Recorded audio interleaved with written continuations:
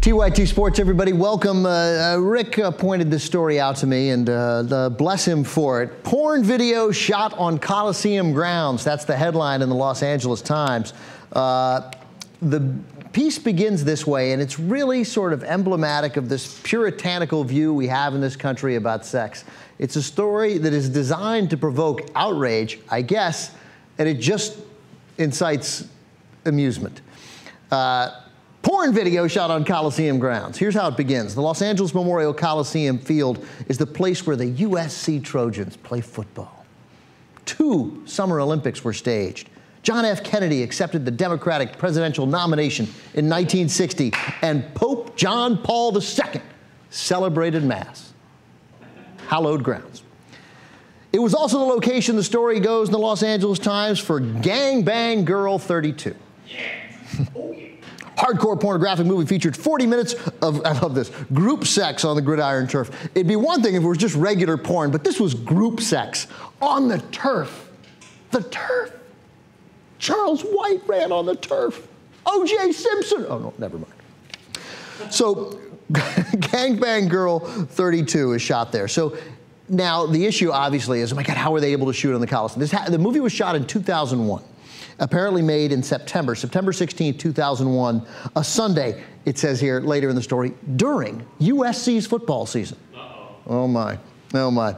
So I was just in awe that we were at the Coliseum, said the star of the film, who goes by the name Mr. Marcus.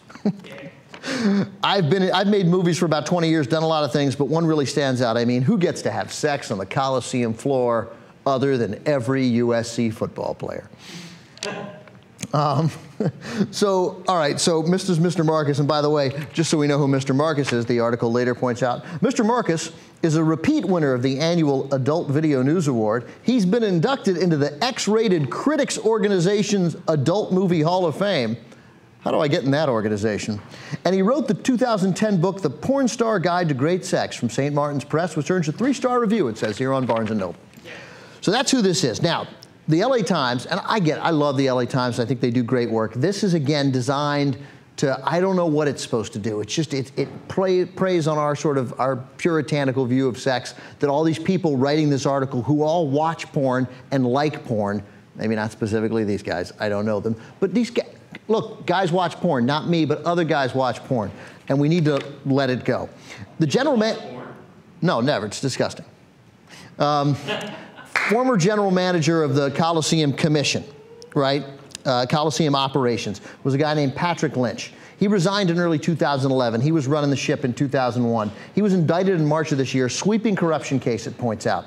Pled guilty, conflict of interest. A deal required him to give back nearly $400 grand, $385,000 in alleged kickbacks he received from a Coliseum contractor. So this guy, massively involved in corruption, pled guilty at the very least to a conflict of interest, right? What, different camera? Move to your right a little, just a little. Still this camera? Good. Okay. Continue. So this guy pled guilty to conflict of interest. Deal required him to pay nearly $400,000, returned $400,000, $385,000 to be specific, kickbacks he received from a Coliseum contractor. So he's involved in corruption. He pled guilty.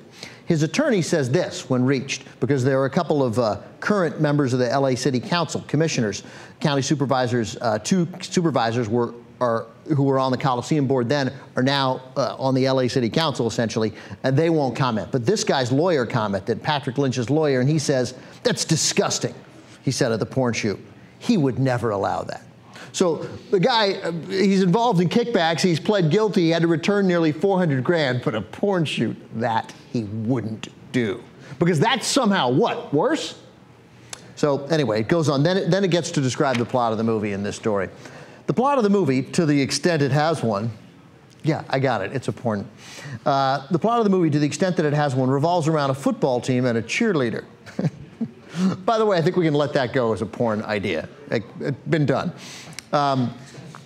Marcus is, right, so it revolves around a football team and a cheerleader. The Anabolic, it's from Anabolic Video. That's a very well-known porn company. The Anabolic logo is emblazoned on the jerseys the dozen or so performers wear. Marcus kept his as a souvenir, and on banners draped like bunting along the stands. Says he was there until 11 o'clock. And at the end of the piece here, it says, the performer has no apologies for people who might be angry that the movie may have tarnished the Coliseum.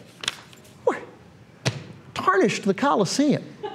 USC runs a professional football team from the Coliseum. Like, let it go. It's, you know, there was that story earlier this year where the LA Fire Department guys, I believe, and forgive me if I'm wrong, I'm pretty sure it was LA, had been involved in allowing a porn shoot to happen on one of the fire engines, and there was a big Sturm und Drang about that. And like, I got it. And you can't let a porn shoot happen on the Coliseum floor if you find out about it, right? But you don't need to investigate it retroactively. And you don't need to punish those firemen, and I don't know what happened to them. What I would have said to the firemen is, hey, you're firemen, you represent the city of LA, never do that again or something will happen to you. You just handle things reasonably. And here, like, I guess the LA Times is hoping that, I mean, if they waste one dime on an investigation, it's a waste of time. I think you can pretty much fire off one letter that says, hey, no porn shoots on county property. Just let's have that sort of be the standard. So anyway, it's coming. Rick, when's this? It just came out, right? So it'll be in your LA Times on this week, Thursday or Friday. It should be in the paper. Who's the writer? The writers are, you know, and these guys, they've got a lot of information in here. It's good information. It's an interesting story. The only parts that I object to it, it's Paul Pringle and Rong Gong Lin II. The second. And the only thing that I object to is the sense that there should be outrage. This is nothing but amusing and funny. But I got it. You can't, by the way, how the crew got permission to use the National Historic Landmark. Like, which is it? Is it a football stadium or is it a National Historic Landmark? Which was built, and then it points this, oh, look at this. How the crew got permission to use the National Historic Landmark, which was built as a memorial to World War I veterans. World War I. Just, like, ease up, man, ease up. Is unclear. Attempts to reach a representative of the production company, Anabolic Video, were unsuccessful. Yeah, because guess who doesn't care? Anabolic. All right, thank you, Rick. Thanks for bringing the story up.